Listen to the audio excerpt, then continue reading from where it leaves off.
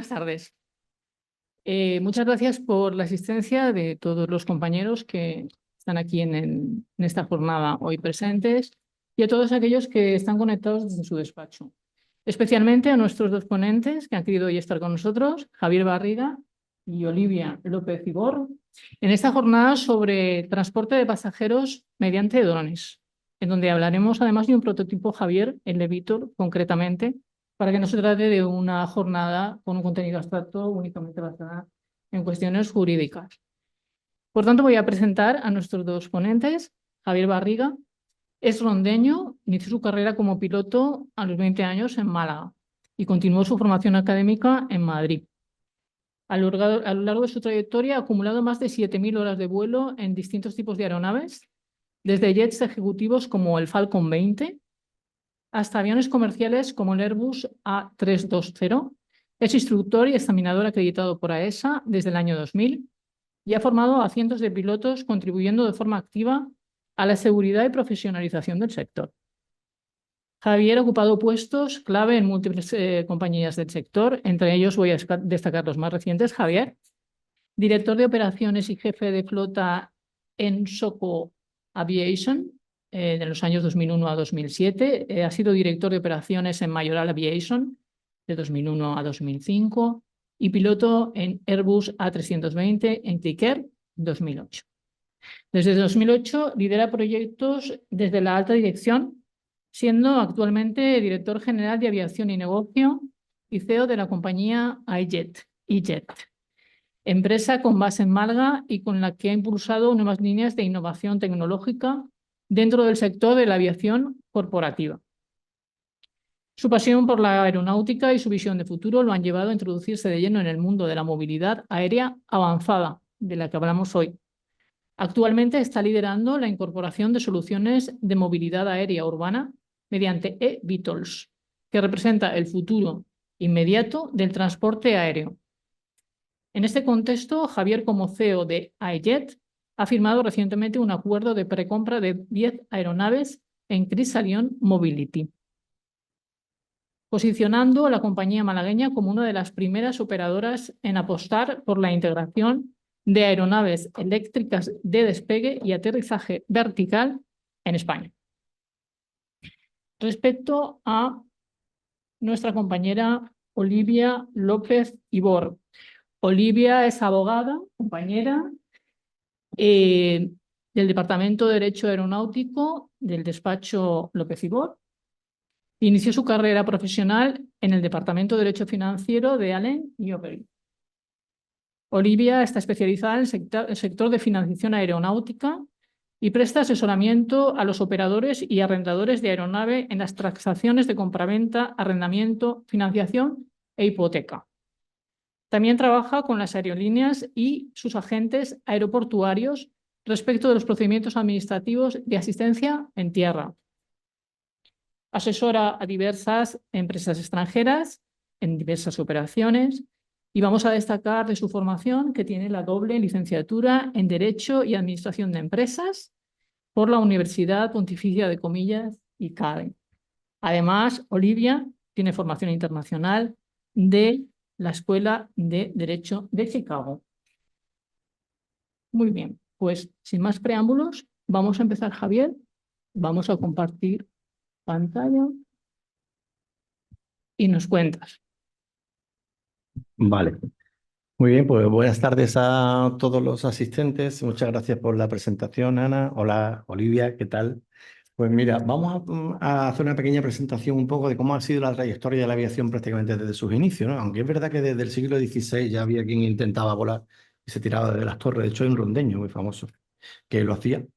Pero parece que datamos siempre el inicio de la aviación en 1903, cuando los hermanos Wright echaron a volar el primer avión. Entonces he hecho una pequeña presentación de... A ver si lo podemos ver, porque se me ha quedado bloqueado. No, se me ha quedado bloqueado porque...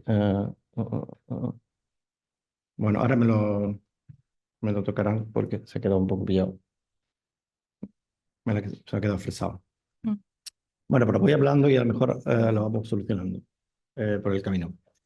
En como decía, en 1903, los hermanos Wright fue cuando echaron a volar ese proyecto que ellos eran, al fin y al cabo eran fabricantes de bicicletas. Ellos tenían un taller de bicicletas, fue cuando empezaron a pensar en cómo podía volar el primer avión, 1903 hablamos, principios del siglo pasado, ¿no? Y su avión de menos de 200 kilos, hecho de madera, tela y objetos muy livianos, fabricación casera, consiguió volar 200 metros, escasamente, unos 20 segundos, creo que eran exactamente cuando volaba. Ahí ya se empezaron a vislumbrar ellos cómo la aviación podía ser una cosa importante. Ya en la Primera Guerra Mundial, apenas 15 años después, había aviones combatiendo. Se fijaron cómo evolucionó de rápido la aviación hacia algo interesante que podía marcar un hito, ¿no? Entonces, ellos fueron desarrollando estas aeronaves, después ya se sumaron otros fabricantes, sobre todo norteamericanos, ¿no? La famosa Boeing de ahora, que ya estaba en esa época. Fueron desarrollando aeronaves y ya en el año 40, cuando ya había aeronaves que transportaban pasajeros, había líneas aéreas como Iberia, que ya existía, ya aparecen los primeros drones. Si entendemos por un dron, un objeto volador, como decíamos que el OVNI es un objeto volador no identificado, un dron es un objeto volador no tripulado. Ya había objetos voladores no tripulados, o sea, ya se usaban incluso como siempre, para el tema bélico, ¿no? Para defender tu país, ¿no? Pues tenían drones que ellos hacían despegar, donde podían descargar pequeñas cargas de explosivas o trasladar víveres, etcétera. ¿Dónde estaba, digamos, ahí el inconveniente? En la transmisión, en cómo transmitían ellos desde el suelo a algo no tripulado la señal. La señal de radio, que es lo que había en aquella época, no alejaba demasiado. Pero es que hoy en día tampoco aleja, porque un móvil se aleja de un puesto repetidor y ya no llega. Entonces, ¿dónde está el boom realmente del dron? ¿Dónde está el hito? ¿O dónde podemos marcar dónde el dron se ha desarrollado con esta velocidad que se está desarrollando ahora? A raíz del GPS. O sea, a raíz de que ya los satélites pueden transmitir. De hecho, eso ha avanzado tanto en la aviación convencional como en los drones. Hasta hace poco no. En la actualidad, un avión aterriza por señales de radio. Tiene un sistema de aterrizaje que se llama Instrumental Landing System, el ILS famoso, que es una señal de radio que sale desde el aeropuerto y el avión se sitúa y en una senda imaginaria en el aire tiene que ir siguiéndola hasta el suelo. Si la visibilidad es cero, con nubes o con mala visibilidad, el avión es capaz de ponerse en el suelo. Bueno, pues ya hace 20 años los aviones van equipados con GPS, pero no se usa aproximaciones GPS, porque todavía no es fiable. Bueno, ahora ya se están usando, pero hasta hace muy poquitos años no se usaban, porque es más fiable el ILS que el GPS.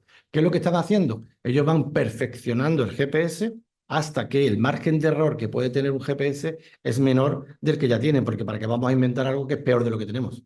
Tiene que ser mejor. Entonces, ¿qué pasaba? Que hasta hace muy poco, hasta hace 10 años, los satélites estaban en manos de algunos países, pues los rusos, los americanos y los chinos, y ya cualquier país tiene un GPS en órbita. Y además, empresas privadas. De manera que ya no es tan fácil manipular eso. Decían que cuando estaba un estado en guerra, podía incluso interferir enviando datos erróneos de posición global y los aviones podían estar en un sitio equivocado. Entonces, eso es lo que daba todavía cierto miedo a que se autorizaran aproximaciones GPS. Ya eso no pasa. Ya está tan comprobado que ya los aviones pueden aterrizar por GPS. Y seguramente el ILS desaparecerá, como está desapareciendo el BOR, que es otro sistema de navegación, y etcétera. Ya todo es por satélite. Eso ha sido lo que ha lanzado el dron. El poder darle la vuelta al mundo con un dron desde una oficina.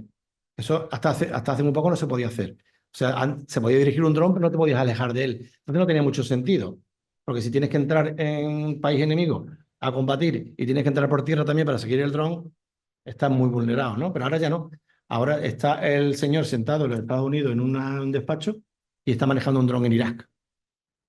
Entonces eso es otro avance que vamos viendo que se va produciendo, ¿no? Y ahora, ¿cuál es el siguiente hito?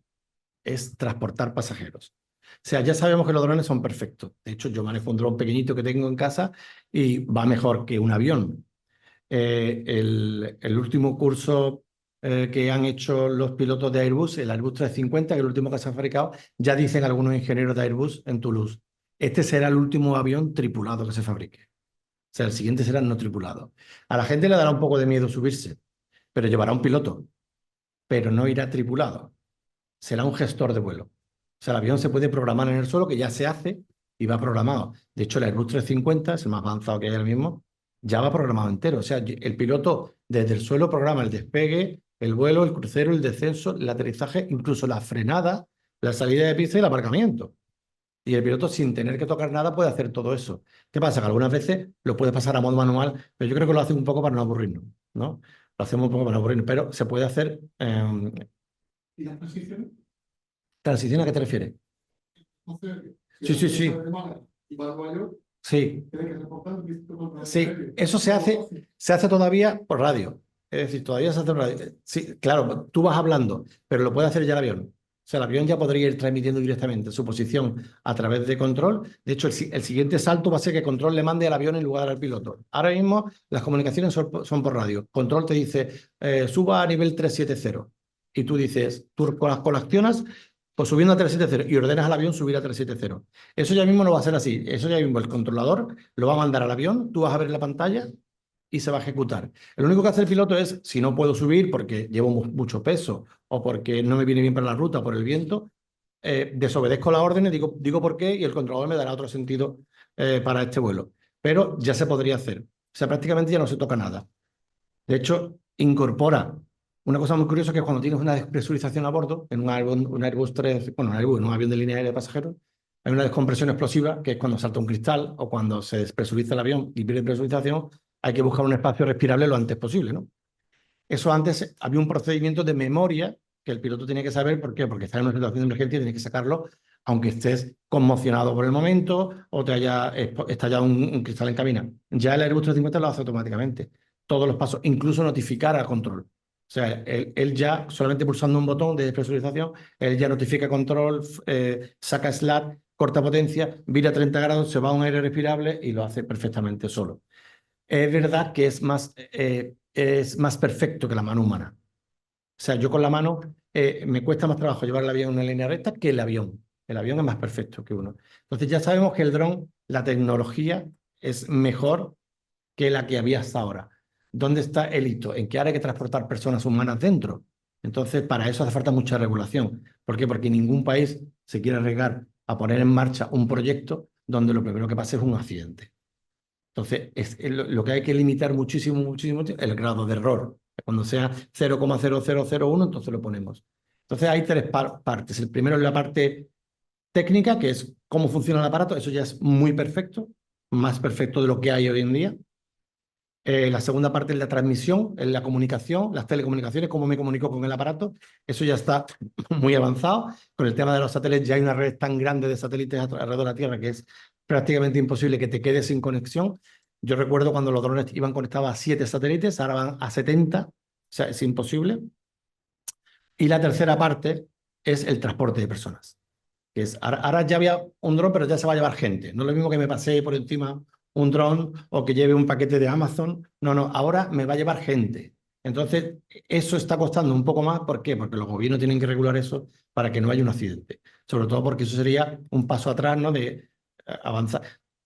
Tengo que decir que en la historia de la aviación, la prueba de vuelo del Airbus 320, que habré subido porque siempre hay 30.000 en vuelo, o sea, Iberia tiene 320, Vueling, todo lo que tiene es 320, la prueba de vuelo de ese avión en Toulouse fue un accidente. Ese avión se probó y durante la prueba, con un montón de periodistas a bordo, ingenieros y pilotos, se estrelló. O sea, cualquiera hubiera dicho en ese momento, esto no va a funcionar. Si el avión que estamos estrenando hoy se ha estrellado.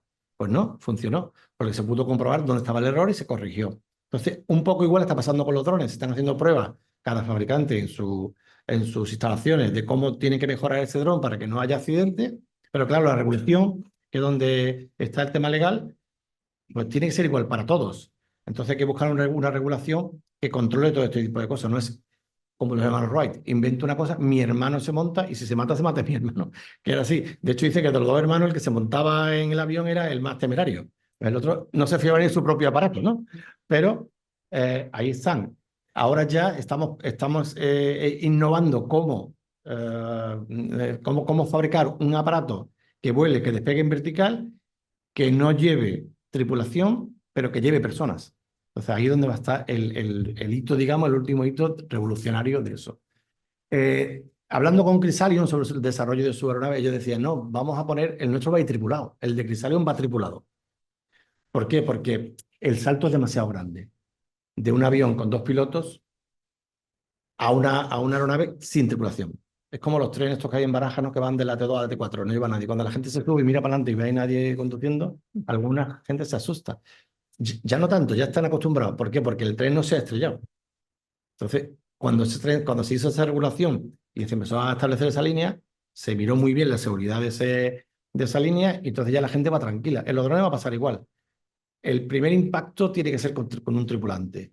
¿Por qué? Porque el subirte a una cosa nueva, aunque esté regulada, no lleva a nadie delante, la persona dirá, uff, pero va a llevar un piloto. O sea que, y que no hace falta, pero lo va a llevar.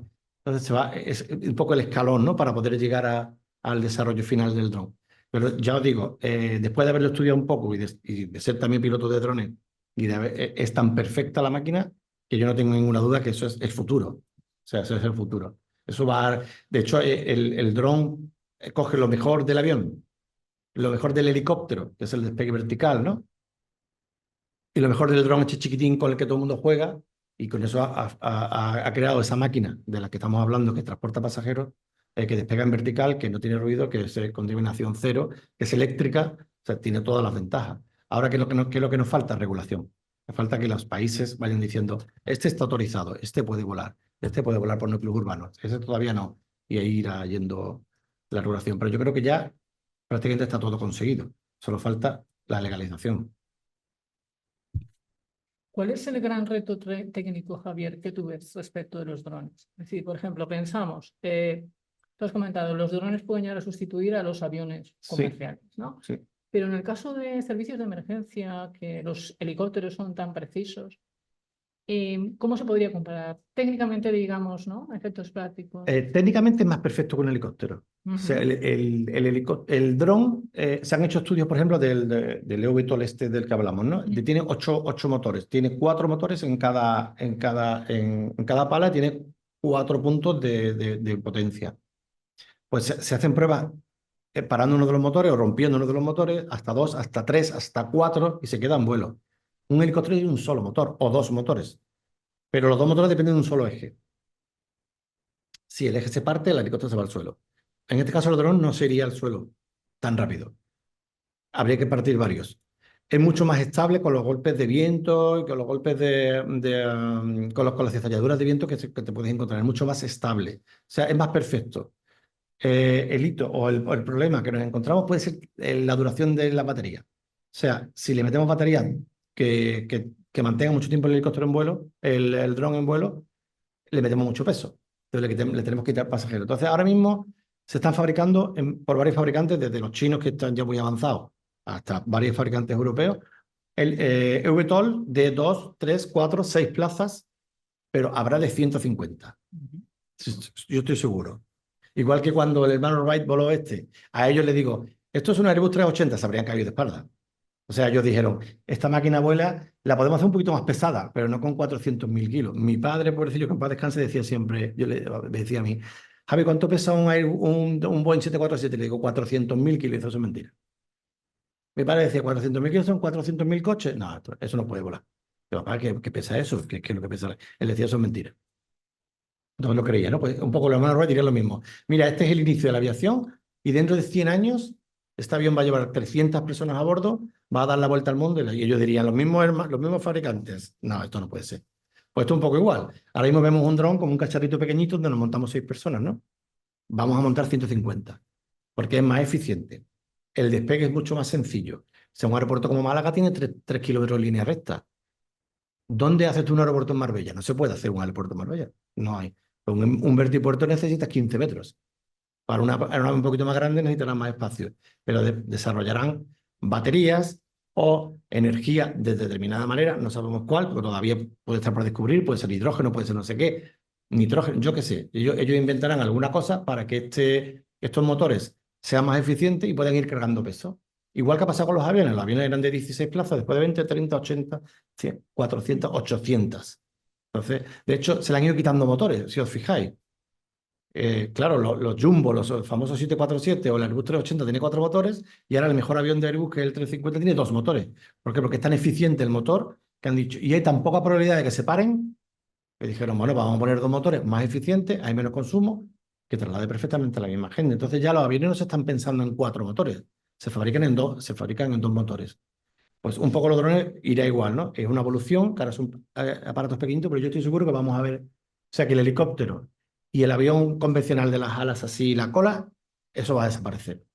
Hablamos a lo mejor en 50 años, yo seguramente no lo veré, ¿no? Pero que yo creo que va a ser así. Pero te iba a preguntar, Javier, no sabemos, pero lógicamente esto va a depender mucho de los retos jurídicos que estemos manejando, ¿no? De la regulación. Claro. Pero claro, hay un elemento ahí de digitalización y de aceptación de toda esta IA, ¿no?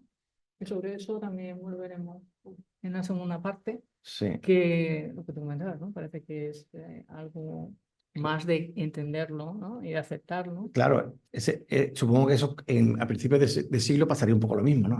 Alguien que si quisiera montar un avión de eso, cuando tú lo ves por dentro el aspecto que eso tenía, ¿no? Que era una silla de madera, Sí. no había cinturones de seguridad, no había... entonces te montas en un avión que tenía el DC-3, por ejemplo, el famoso DC que tenía el pasillo cuesta arriba, ¿no? La gente tenía como que escalar para llegar a su asiento. Pues eso era la aviación antes. Ahora estamos un poco en esta misma situación. Te montas en un dron para 6 personas, que si metes uno más ya no puedes despegar porque no soporta el peso, que solo vuela 20 minutos, pero eso irá avanzando. El que estamos desarrollando, bueno, el que está desarrollando Crisalium, que nosotros hemos querido entrar en su proyecto, es un aparato que vuela 25 minutos, 30 minutos, pero suficiente para hacer un Málaga-Marbella, Málaga-Ceuta, Málaga-Sevilla o Algeciras. Entonces, muy versátil desde la misma ciudad y sobre todo muy económico. Pues el coste de un vuelo en helicóptero a Ceuta puede ser, el costo, sí, 200 por pasajero. Yo me refiero al coste operativo del helicóptero. O sea, despegar un helicóptero de Málaga y aterrizar en Ceuta, podemos hablar de 4 o 5 mil euros, el coste operativo del fabricante o del propietario, digamos, de la propiedad. El de un eVTOL puede ser de 1.000 euros. Entonces es mucho más barato. La contaminación no se puede comparar, porque uno no contamina cero y el otro al fin y al cabo es queroseno. Y el ruido, pues imagínate, suena muchísimo menos. Entonces, claro, son todo ventajas. Encima es más seguro. No es que el helicóptero sea poco seguro, pero es más seguro. Estamos hablando de una aeronave que se lleva desarrollando años, 2, 3, 4, 5 años, contra una aeronave que se lleva desarrollando décadas. O sea que cuando pasen décadas, este dron, el VTOL, será el aparato para moverse en el aire por excelencia. Lo otro será una cosa obsoleta, ¿no? Como puede ser ahora un autogiro o una avioneta, o son aeronaves ya como más en desuso, ¿no? Y desde iJet, ¿cuál es la aplicación comercial más cercana que le veis, o sea, más probable al eVTOL? Es el transporte de pasajeros de corto radio. O sea, es acercar un poco, es como democratizar la aviación. O sea, es un jet privado de 8 pasajeros es muy caro. Pero, y tiene acceso muy poca gente, pero porque es muy caro. Al fin y al cabo, la tecnología que aplica un jet privado es la misma que la de un avión de línea aérea. Entonces, de hecho, cuesta casi igual. Lo que la gente no sabe es que un jet privado de 14 plazas vale 70 millones de dólares, que es lo que vale un Airbus, más o menos. ¿Por qué? Porque la tecnología que necesita eso para fabricarse, la aplicación del ala, la fabricación de la cola, la fabricación de los motores es prácticamente lo mismo, y la tecnología para volar igual. Entonces, es realmente bastante caro. ¿Cómo se acerca eso al resto de la población, de la sociedad? Bajándole el precio. No se le puede bajar el precio a un jet privado porque estaríamos en pérdida, pero a un eVTOL sí. Entonces la aplicación sería los vuelos de corto radio, el transportar pasajeros por muy poco dinero, por 150, ¿no? Como decía, como 100 o 200 euros, pues poder ir a Sevilla, a Ceuta, a Córdoba, a la Alhambra de Granada y volver en el momento. Prácticamente eso se empezará a ver. ¿Por qué digo sitios cercanos? Porque todavía no llegamos más lejos por las baterías, pero están evolucionando enormemente. O sea, ya cada vez, desde que se empezó a diseñar el VTOL de Crisalion, ahora ya han mejorado las baterías un montón, en 4 años o 5 años. Ya han mejorado. Ya le han quitado peso y le han metido alcance. Entonces, imaginaos cuando pasen 10 años o cuando aparezca un nuevo concepto de batería, etcétera. O sea que la energía irá cambiando y irán desarrollando máquinas más pesadas y que vuelen más tiempo. ¿Tenéis alguna pregunta que queréis hacerle a Javier, algo que os haya llamado la atención? Bueno, yo, por ejemplo, en comparación, por ejemplo, a los que comentaban del automóvil sin conductor, han pasado los años y no veo yo que eso haya tenido, porque el tren sí, hemos subido en tren sin que hubiera nadie al frente, ¿no? Pero Pero, por ejemplo, con los automóviles yo he visto que no ha tenido eso mucho. No sé por qué. Va más lento. Yo puedo comentar la infraestructura. En Estados Unidos sí que está funcionando ciertos sectores. Sí, Y aquí yo creo que en empresas realmente lo hace. La infraestructura poco a poco están invirtiendo ya en empresas claro. y yo creo que sí que no lo están dejando, ¿no? Sí.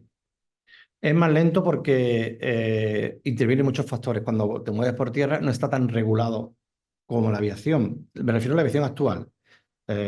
No puedes coger un helicóptero ahora y despegar de donde quieras. Necesitas un permiso, un plan de vuelo, etcétera. Sí puedes coger un monopatín y cruzar la calle. Entonces, es mucho más complicado en un coche que en un avión. Lo veo yo. Entonces, en ese caso, la regulación en la aviación es mucho más exigente. Entonces, claro, el conseguir que un aparato vuele sin tripulación ya existe. Los drones son así. O sea, el otro día veía yo el encierro de los estudiantes en Málaga, en Semana Santa, y apareció un dron allí encima. Y era las 2 de la mañana. De seguridad, claro, pero volaba ya de noche allí. Claro. Eso antes era imposible. Antes ni de día, en núcleos urbanos ni de día. Ya se autorizó núcleos urbanos, ya los de seguridad de noche, con infrarrojos. Cada vez, ¿por qué dejan volar ya un dron allí? Porque ya es tan seguro que hay muy poca probabilidad que se estrelle contra la gente. Pero ya no va tripulado. Lo único que haría falta es que fuese un poquito más potente y que pudiera llevar gente a bordo. Entonces, claro, ahora ya ESA, que es la Agencia Estatal de Seguridad Aérea, o EASA, la europea, dice, espera, que se puede matar a alguien. Espera. Vamos a hacerlo con cautela, vaya a ser que autoricemos un aparato donde se puede matar a alguien. Eso sí, pero yo creo que es más fácil en la aviación, porque está mucho más regulada, que un coche. Porque imagínate en Málaga, poner a un coche no tripulado a funcionar entre todo lo que hay, peatones, patinetes, motos, coches. Es mucho más complicado. Pero en el aire no. Tú no puedes coger una avioneta ahora mismo desde ningún punto de España y salir a volar. Tienes que hacer un plan de vuelo, decir dónde vas, hablar con radio, control, etcétera, etcétera. Entonces, yo creo que es más fácil. Pero, bueno, algunas excepciones de sitios que sí te puede volar sin sacar ningún plan de vuelo, pero Claro. si quieres hacer algo un poquito ya fuera de lo normal, Sí. que dejar antes, ¿no? Ya, sí, ya está bastante avanzado. Es decir, lo de los drones ya está bastante avanzado. Tú compras un dron legal y tienes una licencia legal y lo pones en el aeropuerto de Málaga y lo arrancas y te dice que no arranca, porque está en una zona prohibida. Cuando despega, notifica a torre de control que hay un dron en el aire y tienes tu matrícula. Está totalmente regulado. Otra cosa son los ilegales, eso sí. Un dron ilegal es como un coche ilegal, como si un coche sin matrícula. Pero eso es otra cosa. O sea, que comprobar que ya funcionan, que vuelan autónomamente y que no se estrellan, eso está comprobado. ¿Qué es lo que falta ahora? Regular eso. O sea, ¿qué vamos a exigir para que lleve gente? ¿Qué sistema de seguridad necesita? ¿Cómo garantizamos la seguridad de todas esas personas? ¿Qué tipo de emergencia? Porque cuando tengas una emergencia, el dron tiene que desarrollarse y aterrizar con total seguridad. Entonces, eso es lo que están trabajando ahora, ¿no? Para garantizar la máxima seguridad. Pero que comprobar que ya vuelan solos y que no hay accidentes, mucho menos que los coches. O sea, los Tesla han tenido más accidentes que cualquier marca de dron. Sí, sí. Efectivamente, en la pregunta que habéis formulado pues es relevante porque hay que compararlo con distintos medios de transporte y al final el tema es la regulación, el problema o el escollo es la regulación. En la segunda parte de la jornada, Olivia nos hablará de esto y de los retos que tenemos. De todas formas, yo sí tengo una pregunta muy básica para Javier, es, oye, ¿y qué pasa con el ruido, la contaminación acústica? Porque claro, no es lo mismo un eVTOL que un montón de estos drones. Sobre esto, ¿qué tratamiento se le está dando? Hablamos desde un punto de vista técnico, ¿no? Sí. Bueno, O comercial. claro, supongo que eso irá evolucionando también. Ahora mismo el dron, el VTOL, no es que suene cero, suena, pero no suena como un helicóptero. Por supuesto, cuando estén regulados y sea ese boom, va a haber contaminación acústica, por supuesto, porque va a haber un montón de ellos volando. Pero no es una contaminación tan impactante como la de un avión, porque al final es un motor a reacción, o como la de un coche, es menos. Pero que se van a llenar las ciudades de drones, por supuesto, y que la gente va a llegar a las ciudades en drones también. Y que como las películas del futuro, y que la gente va a aterrizar en su terraza y se va a bajar del dron, eso por supuesto. ¿Cómo va a estar regulado? Pues seguramente en las ciudades pues habrá que inventar una regulación para cada ciudad. Es decir, habrá ciudades muy contaminadas como pasa con los helicópteros. Sao Paulo, Nueva York son ciudades que están muy contaminadas por los helicópteros, o sea, hay demasiados helicópteros. En Nueva York hace poco había un accidente, desgraciadamente, con una familia española, es que allí vuelan cientos de helicópteros diarios. O sea, es muy poca probabilidad la de que haya habido accidente, pero ha habido uno, ¿no? Pero es una de las ciudades con más helicópteros en vuelo a la vez, Sao Paulo o Tokio, por ejemplo. Entonces, claro, pues con los drones pasará igual, ¿no? Habrá ciudades que estén sobresaturadas y habrá que limitar el número de drones. Pues entonces, Y en zonas más despobladas, en todas estas zonas de España, que la España vaciada que llaman, ¿no? sí. Es decir, que puede ser una solución para servicios de emergencia, para poder acudir a Seguro. personas mayores, llevarlas a los hospitales. Seguro. De hecho, eso ya lo vamos a ver más pronto, porque ayuda por el aire puede llegar, de hecho ya está llegando, ya hay todo tipo de inventos. Hay salvavidas para la gente de las playas, que tiran salvavidas a la gente que se está ahogando. Hay empresas de mensajería que ya están llevando paquetes en dron. Entonces, a la hora de ayudar a alguien que se ha quedado en una estación de esquí aislado y le lleven una ayuda, eso ya se puede hacer.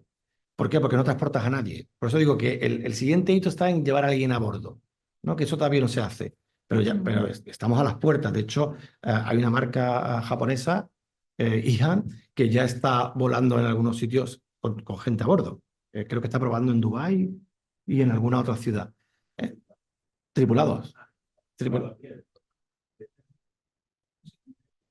Entonces sí la han usado, pero... Claro, creo que es de la misma marca, creo que es de Ihan, porque Ihan lo que hace es que está dándole, pero son test, son naves que se están testando, ¿no? Entonces, en zonas de seguridad las sacan a volar, pero ya en Dubái creo que hay una especie de línea aérea entre edificios que se puede volar.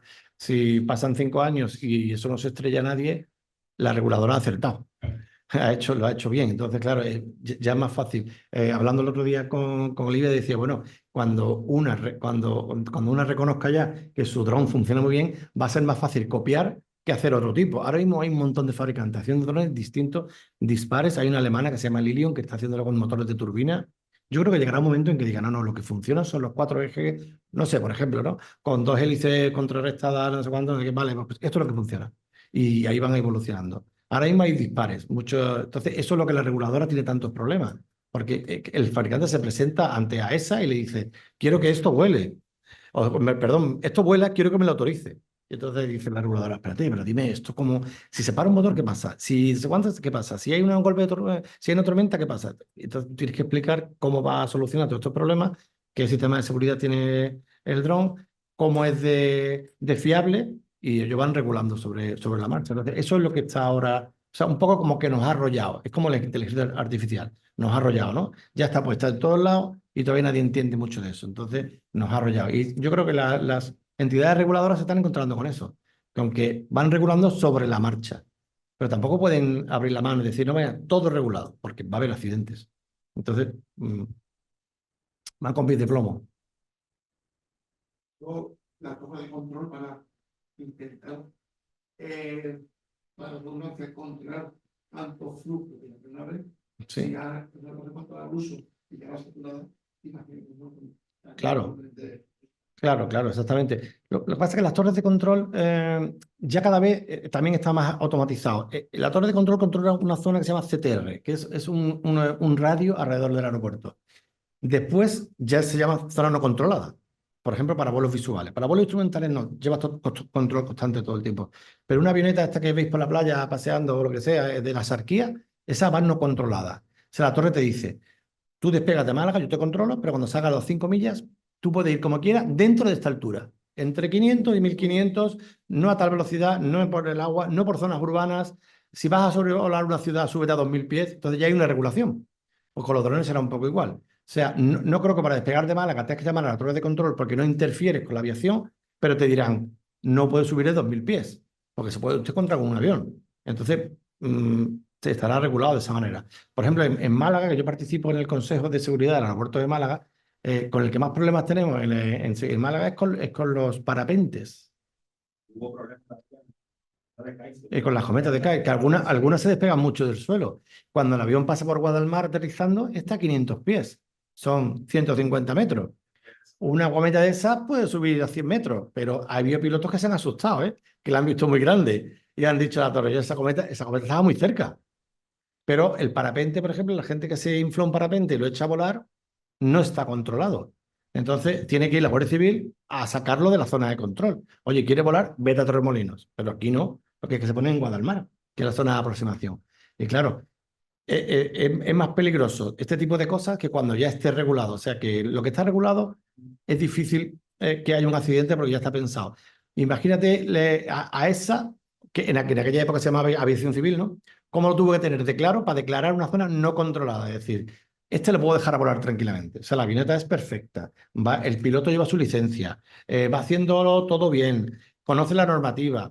Lo voy a dejar que de Málaga a Sevilla vaya no controlado, por donde él quiera, sin hacer tropelías. O sea, ni bajarse en una ciudad para hacerse una foto, ni subirse a la estratosfera para tropezar con un avión. Entonces, lo dejan volar, pero dentro de la normativa. Entonces, esto será un poco igual, ¿no? O sea, no creo que control intervenga en todas estas operaciones. Y sí es verdad que será muy automático. Porque ahora mismo ya los drones, como tú también tienes un dron y lo has visto, los drones despegan y ya notifican ellos automáticamente. De hecho, tú haces una declaración responsable cuando despegan. DJI, que es el fabricante del que yo tengo, por ejemplo, te vamos a hacer publicidad de camino, te dice, hago una declaración responsable del vuelo y haces un plan de vuelo, firmas de que vas a volar ese dron. Si ese dron hay un accidente o le pega a un coche que va en la carretera, cae sobre una casa y le pega a alguien o le da un golpe, has dicho tú que eres el responsable, tú tienes tu seguro, pero tú ya has dicho que eres el responsable. Y ahí no interviene la torre, pero sí se queda grabado. O sea, y graba tu vuelo perfectamente donde has estado, qué has hecho, y si quieres interferir en una zona de seguridad, el dron se detiene, o sea que ya está bastante controlado. El único salto es montar gente dentro, ¿no? Es como los satélites, ¿no? Lanzamos primero una perra al espacio y después de la perra, cuando viene la perra viva, ya empezamos a lanzar, pues todo un poco igual, ¿no? Vamos a ver, vamos a probar cómo montando gente, cómo va esto. Pero yo creo que esto lo vamos a ver inminentemente. Va a ir más rápido de lo que esperamos. Sobre todo turismo, ¿no? Es decir, porque estamos comentando servicios de emergencias, una situación de necesidad, se puede entender mejor, pero lo que es puramente turístico, Sí. esto sí que supone un reto, ¿no? Claro, pero también es un avance, o sea, yo lo veo, o sea, por ejemplo, aquí en Málaga, una ciudad turística donde llegan cruceros con 3.000 personas a bordo, que esa persona se pueda bajar del crucero, montarse en un dron ahí mismo, en el muelle, y visitar la Alhambra, pues no lo puede hacer, ahora mismo no lo puede hacer de ninguna manera, porque no le da tiempo, el barco se va. Entonces, ¿cómo lo hace en el día? Pues con un dron. Y encima vale 200 euros. Porque si dice, no, lo puedo hacer un helicóptero privado, claro, y te cuesta 8.000 euros. Eso no. Entonces vale 200 euros. Llego a la Alhambra y me vuelvo en el día. O Ronda, que es una ciudad muy bonita, donde yo nací, que no se puede visitar tampoco en el día para un crucerista. Entonces, ahí va a haber muchísimo. Subir a estaciones de esquí, bajar gente de las estaciones, no sé, yo creo que hay muchísimas aplicaciones. En el momento que ya haya regulación sobre drones que puedan llevar personas a bordo, va a haber un boom del mercado brutal. Perdón. Estamos hablando de ¿para cuándo teníais previsto empezar a usar estos drones? O sea, porque he leído una noticia. En el tema este de Crisalium en 2030. Está previsto que en 2030 estén, pero claro, depende, como digo, siempre de la reguladora. Entonces, ellos el plazo que tienen marcado es ese, pero cada día pues, se van encontrando problemas que la reguladora puede ir viendo por el camino. Ahora mismo la reguladora europea, digamos, que es la EASA, la Agencia Estatal de Seguridad Aérea, Europea de Seguridad Aérea, es la que regula esto. ¿Y ellos por qué se guían? Por las otras reguladoras que van un poco más avanzadas que ellas. Miramos mucho a Estados Unidos, la FAA, se mira mucho a China porque van muy avanzados y se van apoyando una en otra. Pero dependerá un poco de ellos. La tecnología del aparato que yo lo he estado viendo volar en los test es demasiado perfecta. Ahora convence a la reguladora, a alguien que firme y diga, no pasa nada, yo firmo aquí que esto no se va a caer. Eso es lo complicado. La aseguradora. Efectivamente, la aseguradora, pero sobre todo el responsable que va a firmar. O sea, hay un director general de AESA que va a decir, sí, este avión puede volar, vale, y si se estrella, ¿qué pasa? Entonces ahí lo tienen que tener muy, muy claro para que... Pero que los avances se están viendo, por ejemplo, lo que digo, en un estadio de fútbol ves un dron volando, antes era imposible. ¿Por qué? Porque hoy se puede caer sobre la gente, ya es que es muy difícil que se caiga. ¿Se puede caer? Claro que se puede caer. También se cae una grada del estadio, muchas veces cuando están votando, y se cae. Pero la probabilidad de que se caiga es muy baja. Y de que encima haga mucho daño, también es muy baja. Entonces, pues ahí yo creo que se está viendo ya. Ujú. O sea que nos encontramos con un tema, como tantas veces nos pasa, en el que se mezcla lo jurídico y lo técnico. Efectivamente. Mm. Y hablamos de cuestiones de seguridad, como han apuntado también los compañeros, de las aseguradoras, ¿no? Al final, un poco es todo esto. Sí, Muy bien, pues como ponías en tu primer sí. PowerPoint, el No, futuro está en el aire, no hemos sí, el futuro está en podido, el aire. Tenía una segunda. Bueno, ahora sí pues lo podemos en un descanso, lo podemos poner o lo exacto, enseño. en el descanso Sí, que vamos a hacer dentro de un momento es lo que iba a sugerir, si os parece, para pasar después ya un poquito más al tema jurídico, pero comentando todos también, muy Javier, bien. porque al final, como decimos, esto está entrelazado, lo jurídico y lo técnico en este tema. Y entonces vamos a hacer un descanso de unos 10 minutos y volveremos. Pues, a todos de nuevo, vamos a continuar con la jornada. Ahora es el turno de Olivia, que como hemos comentado antes, nos va a adentrar en la cuestión más jurídica y vamos a ver los retos que tenemos por delante. Olivia, cuando tú quieras. Bueno, muchas gracias lo primero, Javier. Me ha parecido una ponencia muy interesante. La verdad que los drones están aquí para quedarse y escucharlo de tus palabras, la verdad me ha parecido muy interesante. Y también muchas gracias, Ana, por la presentación. Es para mí un placer estar aquí hoy para hablarles de un tema que a todos los que estamos en el sector nos apasiona. Yo creo que estábamos comentando que es un tema donde la innovación tecnológica, los desafíos normativos y también las oportunidades económicas hace que estemos en un momento que yo creo que va a ser uno de los cambios más importantes en la movilidad, ¿no? En los próximos décadas. Entonces, yo lo que quiero hacer hoy es reflexionar sobre si el transporte de pasajeros con drones es una realidad jurídica, qué retos nos enfrentamos y hacia dónde nos dirigimos.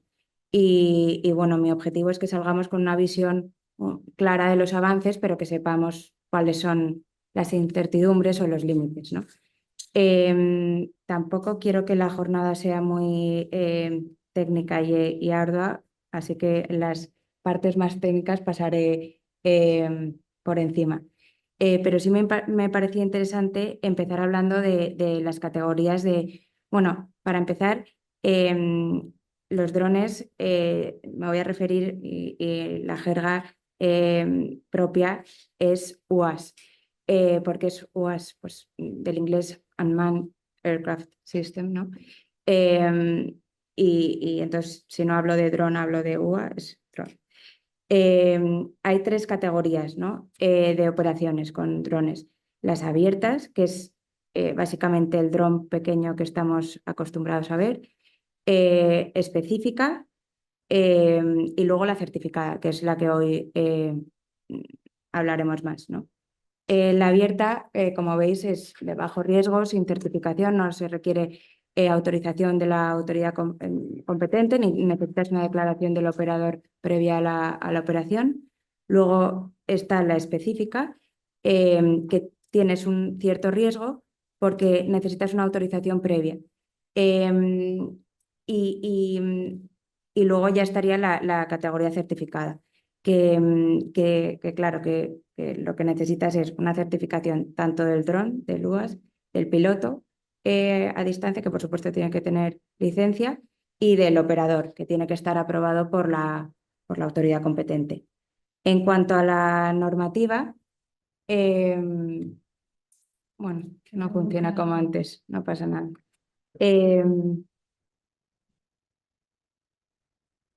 Mira ahora. En cuanto a la normativa, primero voy a hablar a nivel general y luego ya entramos en detalle.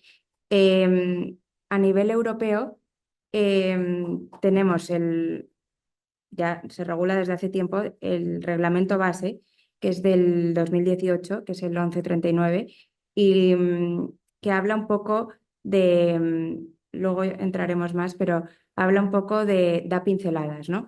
Tenemos el reglamento base, otro reglamento delegado del 2019 y otro de ejecución. Y eso es a nivel europeo, que ya lleva años.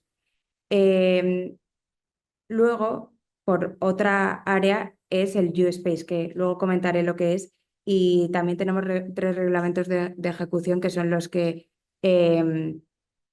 regulan este área, ¿no? Y la regulación española, que es el Real Decreto, el 517/2024. Es un Real Decreto que a mí me gusta hablar de él porque sí que lo trabajo como abogada, sí que lo tengo aquí subrayado. Pero es verdad que para el tema que hoy nos atañe no regula plenamente el transporte de pasajeros, por supuesto, porque no hay regulación, pero sí que empieza a dar unas bases. Y este Real Decreto lo que hace es transponer las directivas europeas, ¿no? Y los reglamentos. Entonces, el Real Decreto lo que hace es el régimen jurídico para el uso civil de los drones en España y adapta y completa todas las disposiciones que no contemplan los reglamentos europeos, ¿no? Como decía, no regula aún de forma plena el transporte de pasajeros, por supuesto, pero sí que sienta alguna base, ¿no? Y sí que empieza, por lo menos, a dar alguna pincelada, ¿no? También me parece interesante que este Real Decreto diferencia entre normativa de actividades EASA y no EASA. ¿Qué me refiero con esto? Las actividades no EASA son a las que no les aplica, por supuesto, la normativa europea, pero son las que comentábamos antes de policía, aduana, salvamento. Todo eso no lo regula este Real Decreto. Es simplemente uso civil. Pero me parecía interesante. Además, es del año pasado y sí que el sector sí que están muy interesados, ¿no? en este Real Decreto.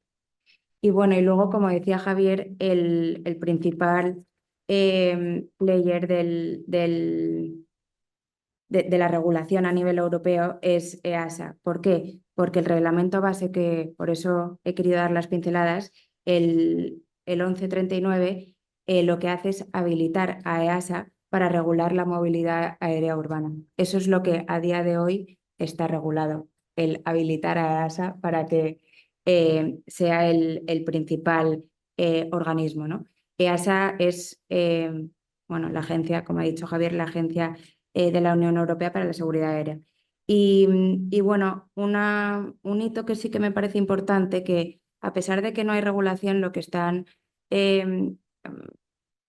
que me parece que están haciendo los reguladores es intentar, con todos los fabricantes y con todas las certificaciones que están obteniendo los fabricantes y luego las inscripciones de los operadores, lo que están intentando es aglutinarlo para uniformizarlo, ¿no? Entonces, sí que un hito clave que me parece es la publicación por la ESA de la Special Condition VTOL, que lo que hace es definir unos requisitos, que es verdad que son muy generales, pero que tiene que cumplir para la certificación de las aeronaves.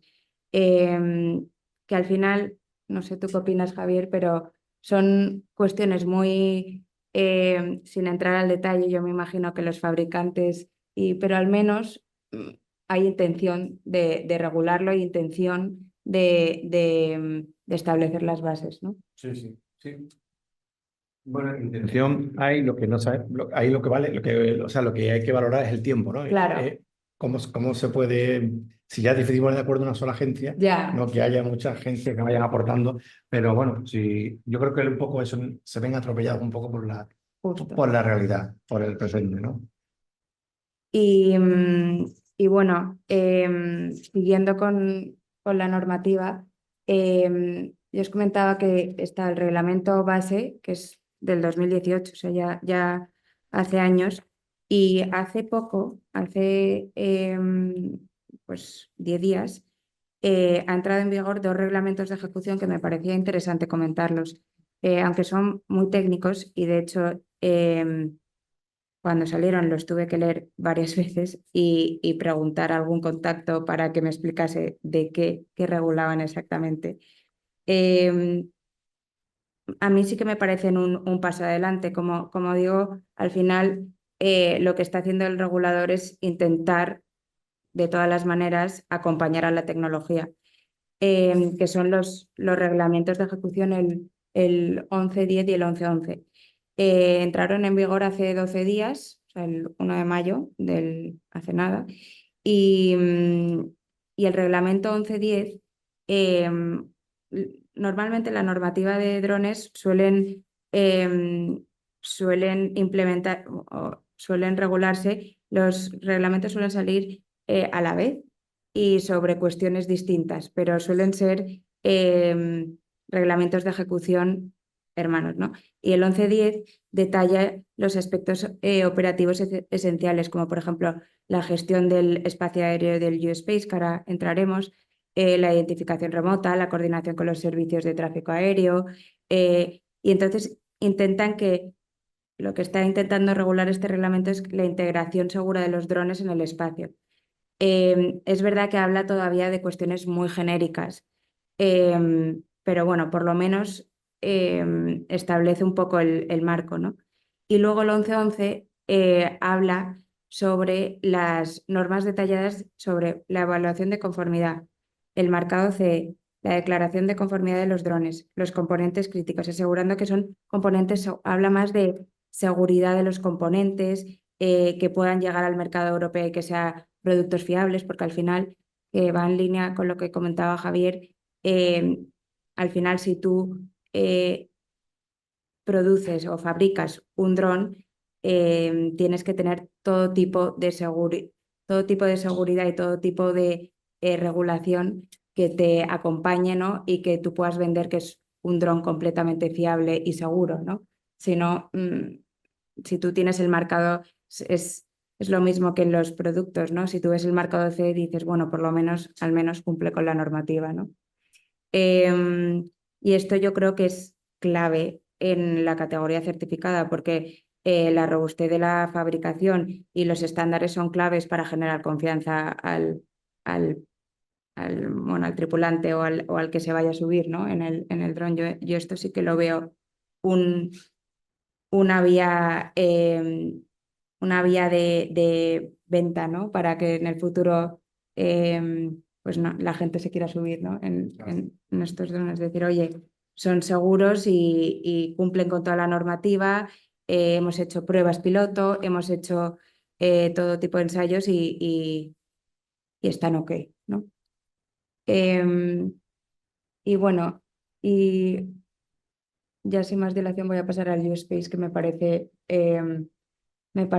a mí realmente, yo creo que esto sí que es el gran avance, ¿no? De la normativa. El U-Space yo encuentro que es clave para la movilidad aérea urbana. Y lo que es el U-Space. Es el cielo único europeo. ¿Y qué es el cielo único? Es un espacio aéreo definido por los Estados miembros para que los drones puedan operar en un entorno con el apoyo de los servicios digitales y automatizados. Es decir, es un conjunto de sistemas, procedimientos, que lo que quieren hacer es que el dron, desde el momento que despega, pueda estar protegido por un marco, ¿no? Entonces, lo que me parece interesante ver la foto y me parece además bastante visual. Lo que quiere hacer el U-Space es que introduce nuevos roles, ¿no? O nuevos actores en el mercado, que son el operador y el piloto de drones. Tiene que conectarse a un proveedor de servicios, ¿no? ¿Cuál será el proveedor de servicios en nuestro caso? Será en aire. ¿Y qué servicios dará? Pues hay dos reglamentos de ejecución, el 664 y el 665. El 664 dice que los servicios que va a dar el U-Space son servicios de identificación de red, de geoconsciencia, de autorización de vuelo del UAS y servicios también de información del tráfico, ¿no? Que al final yo creo que esto es básico, porque si vamos a tener drones volando en las ciudades y paquetería con transporte de pasajeros, necesitas tener una especie de carretera con semáforos y con aeropuertos, parkings, por un poco hacer la similitud. Entonces sí que esto sí que encuentro que es un avance. No sé si estás de acuerdo conmigo. Entonces, el 664 lo que regula es los servicios obligatorios que va a dar este conjunto de sistemas que son el U-Space, ¿no? El 665 lo que regula es los servicios y los requisitos que tienen que cumplir los proveedores de servicios de gestión del tránsito aéreo. Los requisitos que tendría que en España es en aire, ¿no? Pero claro, cada país miembro tendrá su propio proveedor, ¿no? Y luego el 666 lo que regula son los requisitos para la aviación tripulada que opera en este espacio. Y bueno, a mí realmente me parece que al menos lo materializa un poco, ¿no? La regulación, me parece interesante. Y bueno, el siguiente punto que me parece que es fundamental y que estábamos comentando ahora es el tema de los vertipuertos. ¿Qué son los vertipuertos? Pues son los aeródromos, aeropuertos de drones, ¿no? Por decirlo de una manera muy vulgar.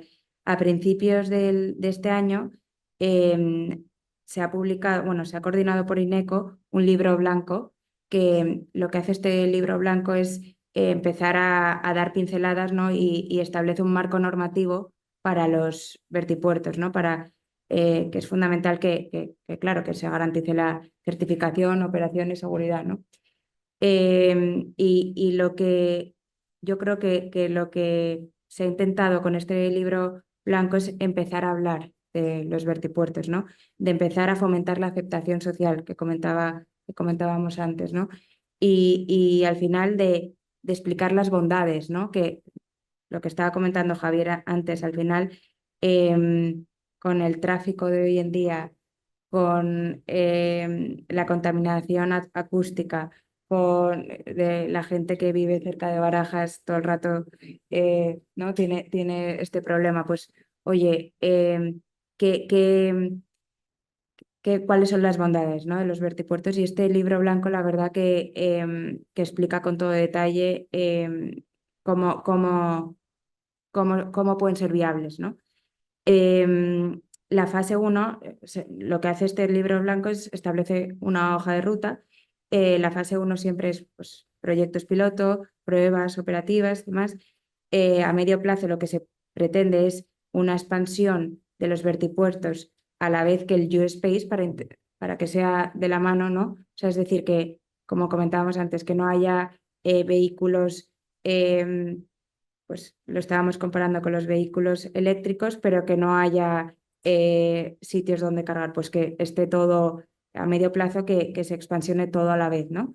Y luego a largo plazo, pues lo que se pretende es la automatización completa, es decir, que haya vertipuertos en unas zonas, las azoteas se está planteando que son zonas, ¿verdad?, bastante interesantes, pero tampoco se necesitan tantos metros, ¿no? Sí.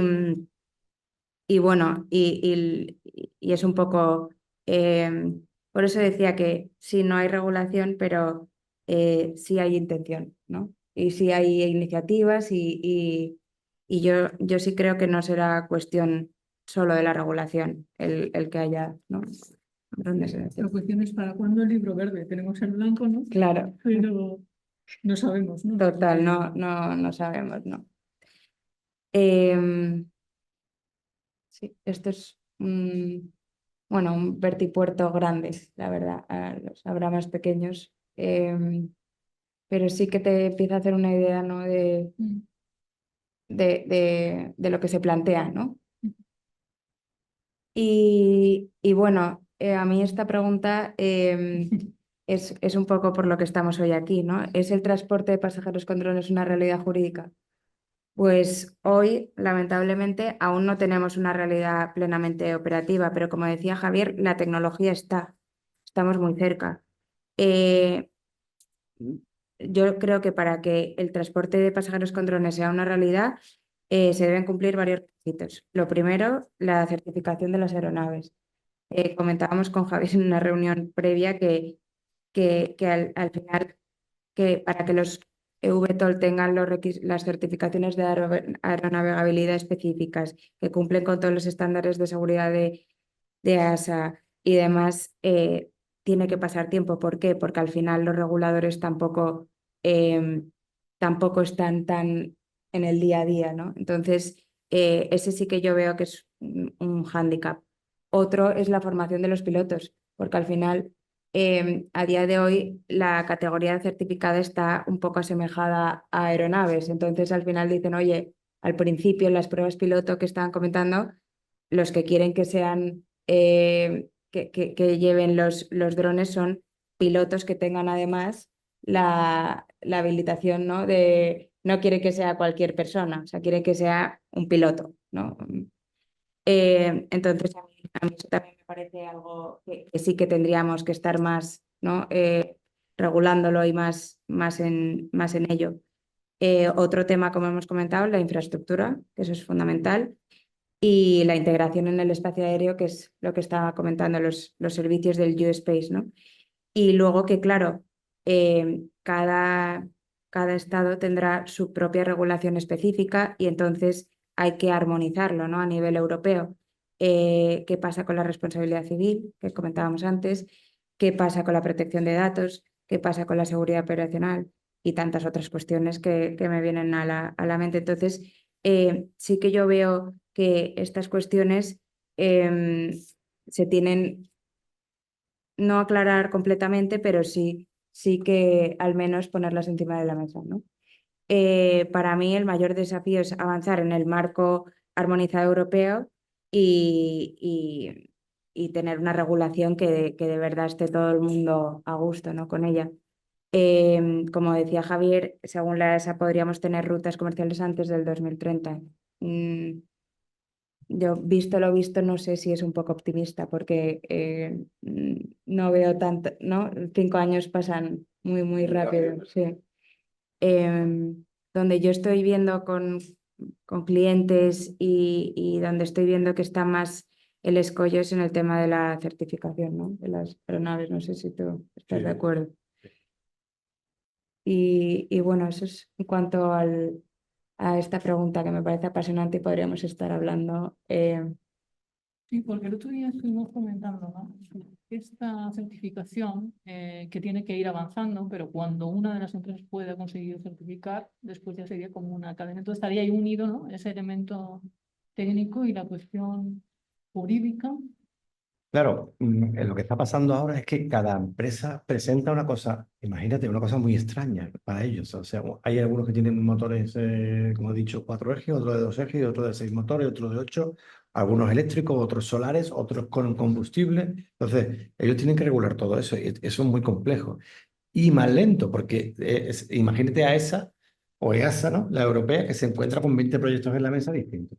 ¿No sería más fácil que ya homologaran uno y dijeran, el que quiera ir rápido, que copie esta patente, simplemente o que la compre? Entonces, o que vaya por ese camino? Sería mucho más fácil y mucho más rápido que cada uno invente una cosa nueva, porque realmente lo que está apareciendo ahora en el mercado son inventos de cada fabricante está inventando su tema, se parecen mucho, pero hay muchas cosas dispares, entonces cada uno tiene que lograr una certificación distinta.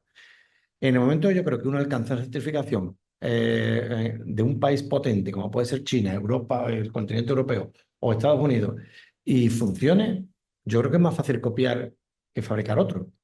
¿Por qué? Porque va a ir más rápido. O sea, si esto ya está aprobado, voy a hacerlo así, ¿no? Es como si ahora quiero fabricar un avión, pero no le voy a poner alas. Le voy a poner la cola delante y el ala atrás. Dirá, ostras, pues todo lo tengo que certificar de nuevo. No será más fácil copiar como han hecho los chinos con Airbus, que han copiado el avión de Airbus y han fabricado un avión, creo que se llama A200 o algo así, y es una copia de Airbus. Es muy fácil porque ya saben cómo funciona. Entonces ya hemos avanzado mucho. En cambio, si presentamos un pájaro volador raro que no sabemos cómo va a volar eso, imagínate el certificador que ni siquiera es un técnico ingeniero, cómo se come eso. Oye, esto vuela de verdad. Oye, y esto se estrella. Oye, y esto tiene medidas de seguridad. Entonces, yo creo que ahora hay muchos proyectos a la vez en la mesa y eso está haciendo también que la regulación sea más lenta. En el momento que haya uno puntero que diga, un VTOL tiene este aspecto y se tienen que parecer a este, entonces ya sería más fácil que si aparecen algunos con turbina, otros que funcionan con corrientes de aire, otros que tienen las hélices hacia arriba, otros que las tienen hacia abajo, otros que las duplican por otro. O sea, ahora hay mucha disparidad, ¿no?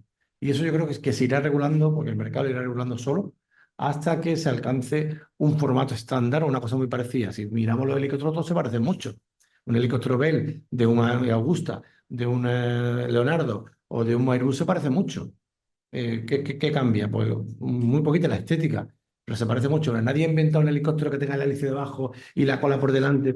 ¿Por qué? Porque ese pájaro habría que certificarlo. ¿Y quién lo hace ahora? Entonces yo creo que es mejor, en el momento que haya una cosa que se pruebe y que se vea como la más segura o la más fiable, la más económica, o sea, que tenga muchas características, ya vamos a copiarlo. Sí. Pero aquí, no sé, Olivia, ¿qué piensas sobre esto? Se mezclan además cuestiones en las que tú eres experta de temas de financiación con cuestiones también de derechos intangibles, es decir, de propiedad industrial y pleitos, ¿no? Sin duda, derivados sin de duda. esto. ¿Qué estoy diciendo? Sin duda. Claro, ahí el tema es que es patentable, ¿no? Claro, claro. Tendrías que copiar sin, Sí, sin copiar. sin entrar en la ilegalidad Claro. por ejemplo, lo que te digo de los chinos. O sea, Airbus no puede denunciar a los chinos porque no es igual, pero se parece mucho. No. Ahora ellos han cogido y han dicho, vale, vamos a fabricar un ala nosotros, pero muy parecida a la de Airbus. Vamos a fabricar un motor, pero muy parecido al del Rolls-Royce. Entonces ellos han ido haciendo una cosa muy parecida. Claro. Y luego es lo que nosotros vemos, para nosotros, ciudadano a pie, un Boeing y un Airbus, no hay diferencias. Pregúntale esto a alguien de Airbus o de Boeing, ¿no? Claro. Nosotros con que tenga dos alas, una cola y esto, decimos que es un avión, ¿no? Pero claro, a nivel técnico es donde está siempre, yo todos los contratos que reviso siempre, yo doy mis comentarios, pero los que más valen en verdad son los de los técnicos, ¿no? Al final son, en la parte técnica siempre está la madre de la cuestión, la verdad, y más Sí. en nuestro sector. ¿No? Y yo quería, ahora que has comentado esto, eh, hablar un poco de los proyectos piloto. Antes de entrar en la responsabilidad, me parece interesante hablar de qué proyectos piloto hay ahora en España, que los tenía por aquí. Justo. Y sí que me parece interesante por comentarlo, ¿no? Antes de entrar en temas de responsabilidad, que también es apasionante, pero un poco para ver qué es lo que se está haciendo en España, ¿no? O sea, sí que yo, por lo que he ido viendo y por lo que ha salido en las noticias, puramente, he visto estos tres, ¿no? En Benidorm, fue hace nada, que fue además con uno de los fabricantes que comentabas, el Lingham, no sé si lo viste, ¿no? Que se hizo el primer vuelo simultáneo, ¿no? Con drones y con un aerotaxi, y entonces como hicieron como una especie de simulación y lo llamaron, bueno, es el proyecto You Welcome, y la verdad por lo menos se ve el interés, ¿no? de no solo del regulador, sino también de las de los ayuntamientos también y de las comunidades. Hay un poco de competencia a ver quién es el primero, ¿no? Que saca una regulación que ayude, ¿no? a las empresas, ¿no? En Madrid me consta que el Ayuntamiento de Madrid tiene también un área del ayuntamiento que están estudiando estos temas de movilidad urbana, por supuesto, claro, para evitar todo el tema del tráfico y de los tapones y demás. Y sé que en Málaga también tenéis un proyecto apasionante, ¿no? Con Crisalion. Y en Teruel, por supuesto, porque al final Teruel es donde está uno de los mayores aeropuertos a efectos de canibalización de aeronaves y bueno, y del todo el tema de mantenimiento de las aeronaves y, mm, y yo creo que en Teruel también puede ser un sitio donde se pueden hacer proyectos piloto, ¿no? Y donde puede ser un área un sitio interesante, ¿no? De donde hacer un primer proyecto piloto, ¿no? Ujú. Interesante. No sé si en Málaga habéis tenido algún proyecto con Crisalion de empezar a volarlas. No tenemos fecha todavía, pero sí tenemos ya rutas establecidas, posicionamientos para los vertipuertos. Claro, Sí, lo que comentabas que era interesante, un Málaga-Marbella. Hay alguna complicación más que, por ejemplo, que en Teruel, porque es una zona mucho más poblada, es mucho Claro. más complicada, entonces va a hacer falta que la regulación esté más cuajada para poder Claro. elaborar. Pero bueno, nos ayuda mucho el mar. Se puede volar sobre el agua con bastante más seguridad que sobre el tierra. Sí, me parecía interesante hablar Sí, sí, sí. de proyectos que hay ahora en España. Y bueno, ya entrando un poco en lo mollar, ¿qué responsabilidad tendría? ¿Quién sería el responsable, ¿no? Lo que comentábamos antes, si es una aeronave, un dron o una aeronave en el futuro que no está pilotada, ¿quién es, y pasa algo, quién es el responsable, ¿no? Y aplicaría, bueno, yo siempre la primera pregunta que quería poner es, ¿se aplica el convenio de Montreal, que es el fundamental en esta materia? El convenio de Montreal, para los que no sepáis, establece la responsabilidad del transportista aéreo en caso de daños a pasajeros, a equipaje y a cargas. Es como el, el, el convenio, ¿no?, que regula. Actualmente, a día de hoy, no aplica automáticamente a los drones ni a operaciones no tripuladas porque el convenio parte de la premisa de un transporte aéreo tripulado. Sin embargo, es verdad que hay un debate abierto a nivel internacional y sobre todo a nivel europeo eh, para que este convenio regule todo el tema de movilidad aérea, ¿no?, innovadora, ¿no?, movilidad aérea urbana. Y especialmente cuando se transporten pasajeros, fundamentalmente, o mercancías peligrosas, ¿no? Porque la categoría certificada no solo aplica a transporte de pasajeros, sino también a mercancías peligrosas, ¿no? Pero claro, mientras que no haya una adaptación formal, las operaciones certificadas de drones se rigen por los reglamentos europeos que hemos comentado, por la normativa nacional y por el Código Civil puro y duro. Entonces, yo creo que en mi opinión, debe ser el siguiente paso, ¿no? Hasta que el convenio de Montreal no cubra también estas operaciones, ¿no? No le veo mucha proyección, ¿no?, al transporte pasajero. Como decía, la EASI y la OACI ya están discutiendo posibles adaptaciones de este convenio y lo fundamental es proteger a los pasajeros, por supuesto, pero también qué pasaría con el tema de los seguros, ¿no? ¿Qué coberturas tienen que tener, qué coberturas tienen que ofrecer, ¿no? Por eso mi siguiente pregunta ¿es necesario un seguro? Sí. ¿Y qué debe cubrir? Pues por supuesto, daños a terceros y derivados de incidentes, eso sí, pero claro, si estamos hablando que van a transportar pasajeros, también deberá cubrir la responsabilidad por el transporte de pasajeros, el transporte de mercancías valiosas, operaciones con riesgos elevados, por ejemplo, si llevan mercancías peligrosas, porque eso también sí que se está viendo que puede ser un uso interesante, ¿no? Porque al final, como decía Javier, es algo tan perfecto que dice, oye, si es una mercancía peligrosa, y mejor que vaya, ¿no?, sobre algo que no tiene fallos, ¿no? Sí. Sí. En cuanto al seguro, es verdad que me parecía esto interesante. El reglamento que es importante es el seguro de operadores aéreos. Aquí estamos hablando que, claro, que al final, como son drones de cierto peso, claro, tendrían que cumplir con el reglamento el 785 y este establece una cuantía mínima por daños a terceros de 750.000 derechos especiales de giro, lo cual es interesante, ¿no? Que al final, como no hay regulación, al día de hoy estamos comparando un poco a los drones de categoría certificada con aeronaves, ¿no? Y también para ciertas cuestiones el 2008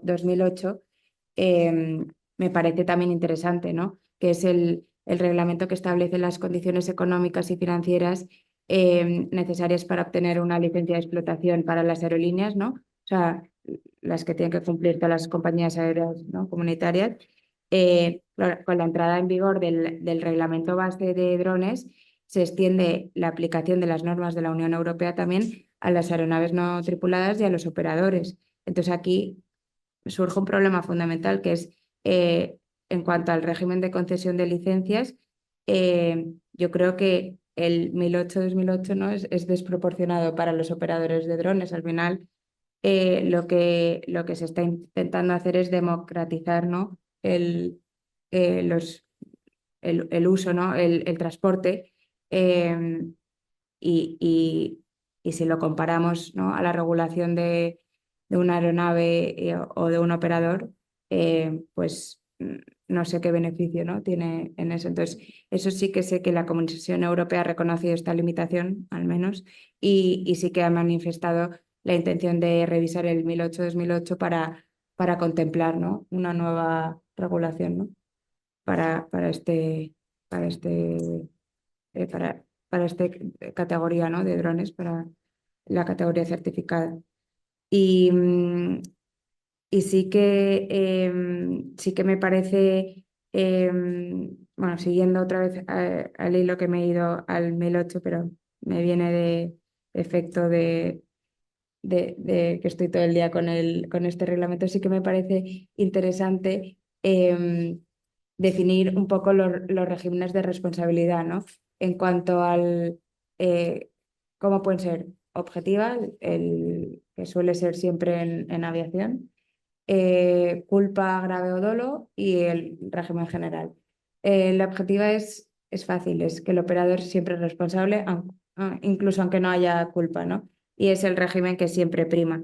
Pero lo que no está hoy en día previsto y lo que hoy en día creo que se tiene que regular es exactamente establecer que un operador de drones, ¿no? tendría una responsabilidad objetiva, que al final decimos, oye, si esto no nadie lo tripula, ¿quién es el responsable? Pues al final, pues deberá ser el que te autoriza a subir, ¿no? El operador del dron, ¿no? Sí. Entonces yo creo que hay todo un régimen de responsabilidad objetiva muy, la verdad que lo tenemos muy desarrollado y creo que sí que se podría incluir el transporte, ¿no? de pasajeros con drones en todo este régimen, ¿no?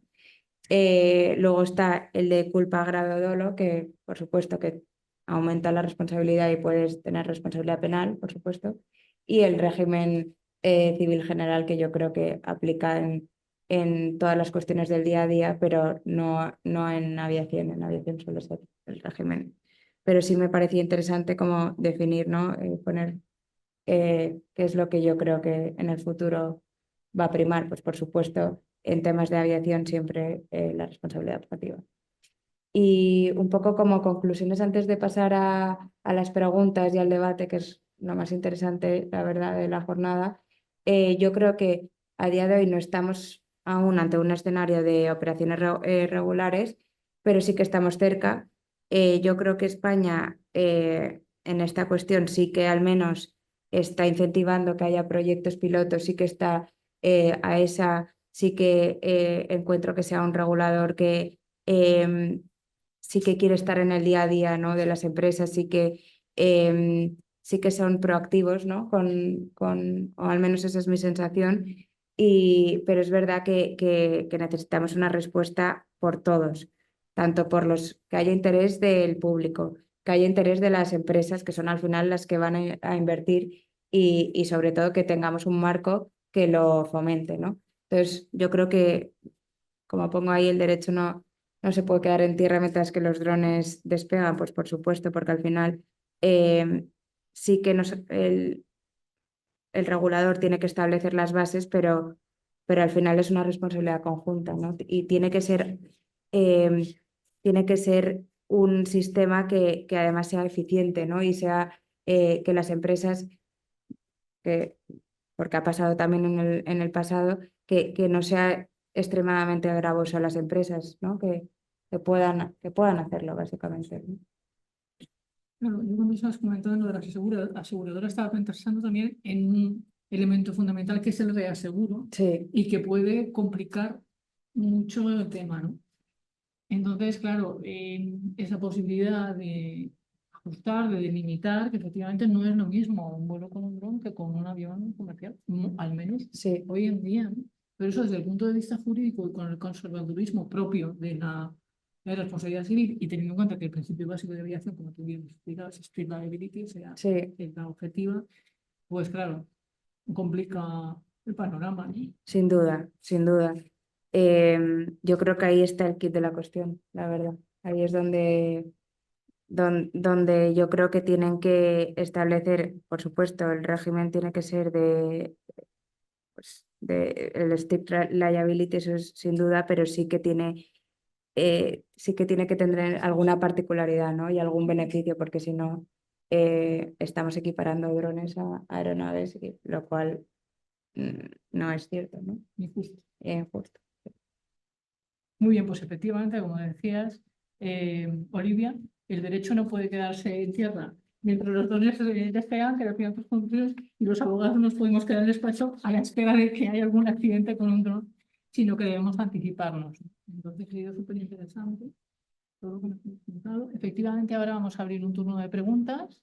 Si queréis preguntarle algo a Olivia específicamente o queréis comentar algún punto. Sí, yo he puesto unas preguntas que me han parecido interesantes como para discutir entre todos, que algunas sí que hemos comentado ya, pero sí que me parecen un poco que van a lo mollar, ¿no? De la presentación. Por ejemplo, ¿qué barreras tecnológicas se identifican hoy en día? Pues lo ha comentado Javier, que había limitaciones, ¿no? De la duración de las baterías. Decías que al final duran un Sí. periodo de tiempo que creo que has dicho media hora, ¿no? Entonces al final, Claro, es una tecnología demasiado moderna, entonces pues ahora mismo están aplicando las baterías pues para lo justo para poder hacer una demostración de un vuelo de 20-30 minutos, pero es verdad que el desarrollo avanzado, o sea, el desarrollo tan rápido que lleva este tema va a hacer que las baterías tengan mayor duración cada vez más, sea más fácil de cargar en menos tiempo, sean más seguras también, porque también está el tema de la seguridad de las baterías, de que puedan arder, etcétera, etcétera. Yo creo que eso va avanzando muy rápido. Y ellos están viendo, sobre todo los propios fabricantes, están viendo de que si quieren llegar más lejos con la aeronave, tienen que fabricar baterías más ligeras o de más duración. Ellos mismos van luchando para que sea más competitivo en el mercado. Y en cuanto a la regulación que estábamos comentando ahora, yo creo que ahí lo que tenemos que, por supuesto, tiene que haber una regulación, pero lo que no puede es asfixiar al fabricante. O sea, si la regulación al final termina asfixiándolo, porque claro, ya puestos a regular, puedo regularlo al máximo. Puedo decir, esto tiene que ser el grado o sea, o digamos, el margen de error tiene que ser del 0,0001. Y tú dices, pues es que yo solo lo tengo del 0,001. Me faltan 2 ceros, entonces no puede usted fabricar un dron. Lo hace inviable. Entonces, la regulación tiene que ir un poco de la mano del fabricante, porque si no lo va a asfixiar. Porque al fin y al cabo es un tema económico. Son empresas que están fabricando un dron con un fin económico. Si no interesa fabricarlo, no lo van a fabricar. Entonces, la reguladora no se puede ceder. Eso muchas veces le pasa a esa España, ¿no? Es decir, dice, por ejemplo, bueno, pues para quitarme de problemas, no autorizo los aterrizajes en edificios. No están autorizados en España a aterrizar en edificios. Solo pueden hacer las fuerzas de seguridad del Estado, etcétera. Bomberos, policías.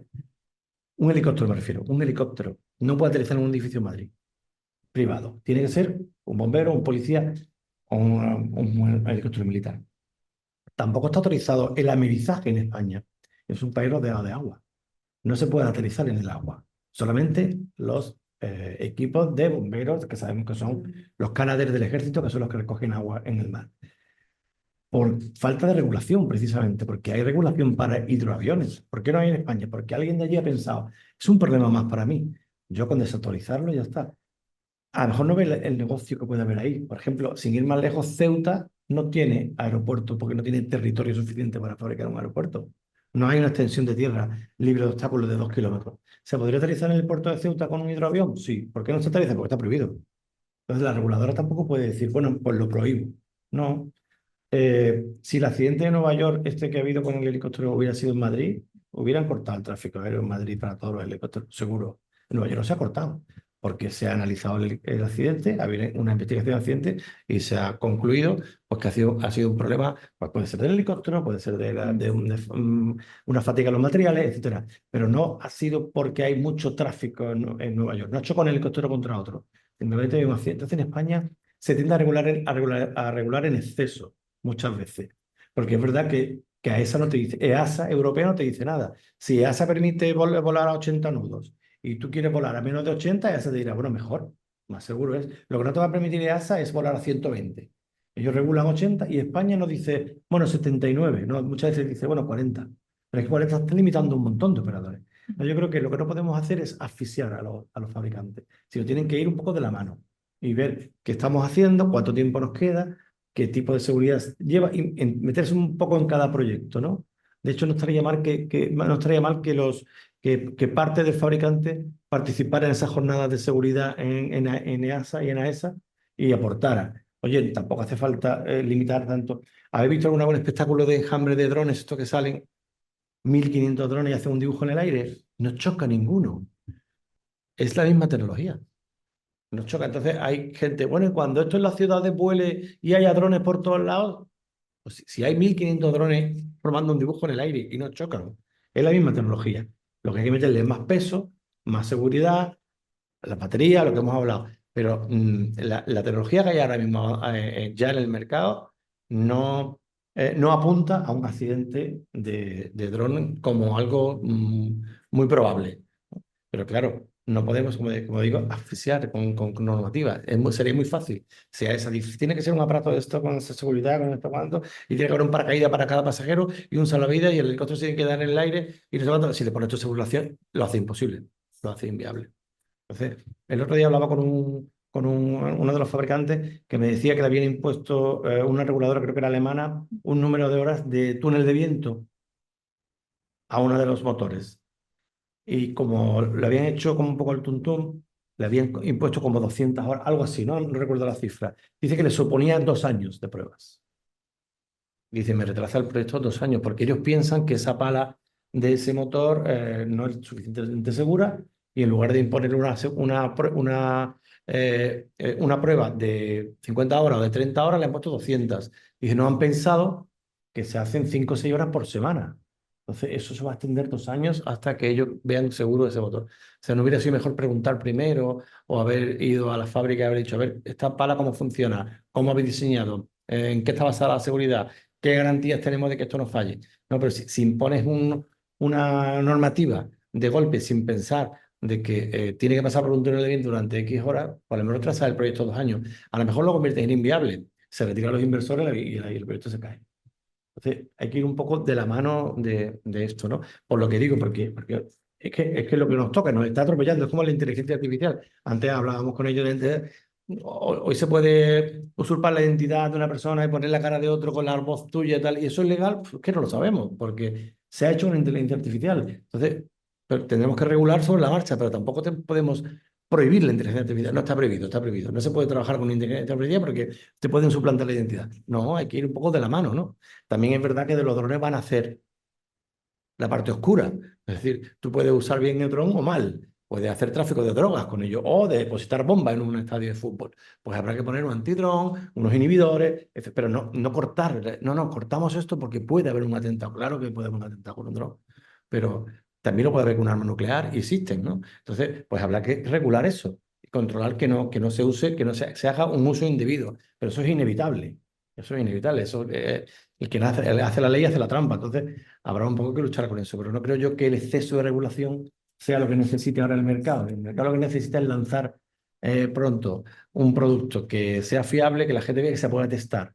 Primero en Teruel, después en Málaga y poco a poco, ¿no? Se vaya testando en sitios de máxima seguridad, pero no asfixiar al promotor. En este sentido, EASA lo que decía, o lo que leí que decía, era que lo quería planificar por fases. Primero vuelos internacionales de carga, ¿no? Luego ya propiamente el aerotaxi Con pasajeros. con pasajeros y luego el pilotaje remoto que comentabas tú antes, ¿no? Que al principio habrá un piloto, Claro. pero para generar un poco de confianza, ¿no? que luego evolucionará, ¿no? A pilotaje remoto, ¿no? Pero, Claro, yo creo que eso pues lo... esas son las claro. fases, ¿no? que leí que Efectivamente, el así, hecho de hacerlo por fases es eso mismo, el no asfixiarlo, porque claro. si tú le metes toda la regulación de golpe, no pueden. No pueden. Claro, porque me imagino que la administración, en este caso AERASA, dispondrá de expertos que a la hora de regular, pues claro, si solo hablamos de expertos de aeronaves, tendrían que ser específicos, ¿no? En este sector. Y me imagino Sí. que dispondrá España de esto, ¿no? Claro. Sí, Para sí, poder regularlo. Lo que AESA sí- tiene sus secciones solo de drones y me imagino que en el futuro tendrá su sección de, específica. sí, Sí, y aparte de drones certificados, ¿no? que regular no es prohibir, categoría. regular es regular, no es prohibir. Exacto. Entonces hay que distinguir, pero a esa España, por ejemplo, tiene 6.000 pilotos de drones ya aprobados con licencia. O sea que está bastante avanzado, tiene la mano bastante abierta. O sea, hay 6.000 personas en España que pueden ya volar un dron libremente dentro de la normativa. Si no tuvieran esa intención de que eso fuera colaborativo, habrían dicho, no, no, pilotos de drones no. Hasta que esto no esté más estudiado, nadie puede tocar un dron. Me refiero a drones de más de 250 gramos. Los que son juguetes, eso hay miles. Sí, Eso no, pero los regulados, esos ya están volando, hay gente con licencia y hay operadores. Y de hecho, el responsable, como hablamos de los seguros, ¿no? Te hacen sacar un seguro de responsabilidad cuando tú claro. compras un dron y quieres volarlo. Entonces, yo creo que ahí están bastante colaborativos, pero no podemos entretenernos con las minucias ni con esas cosas, porque entonces asfixiamos la industria, ¿no? Y como dependemos del estado de la tecnología, ¿cómo afecta, cómo impacta eso a los contratos? Porque claro, ya estamos hablando de dos elementos cuando se compra un editor. El elemento plazo, que es un elemento fundamental, saber cuándo me lo van a entregar, y el elemento de cuánto me va a costar, porque dependiendo de la dificultad en la certificación, de los elementos que puedo usar o no en ese dron, Efectivamente. ¿cómo manejamos esto técnica y jurídicamente? ¿Qué Claro. pensáis sobre esto? Pues es bastante Tu es muy experiencia. complejo, porque si tú, en otro caso, hemos firmado un acuerdo para la adquisición de 10 VTOL para 2030, supongo que no serán los 10 en 2030, será el primero. Si en vez del 2030 llega en 35, puede que nos interese o no nos interese, puede que la empresa esté en un punto que ya no quiera, etcétera. O sea que puede variar mucho. Entonces, si nos dicen que el 30 no va a estar, pero va a estar el 31, nos puede valer, pero si nos dicen el 35, tú ya puedes decir, ¿qué haces con los inversores? Oye, hemos invertido en dinero, pero lo vamos a tener ahí hasta el 35, pues no me interesa, porque ya hay un fabricante en Estados Unidos que lo tiene puesto en marcha. Entonces, es complicado. Ahora mismo son muy complicados. Y puede llevar a una empresa que está fabricando un dron a la quiebra, porque al fin y al cabo son todo intenciones de compra. Si no se cumplen los plazos, no me retiro. Entonces, si retiro el capital, se cae. Eso... Muy bien, pues muchísimas gracias a los dos. Veo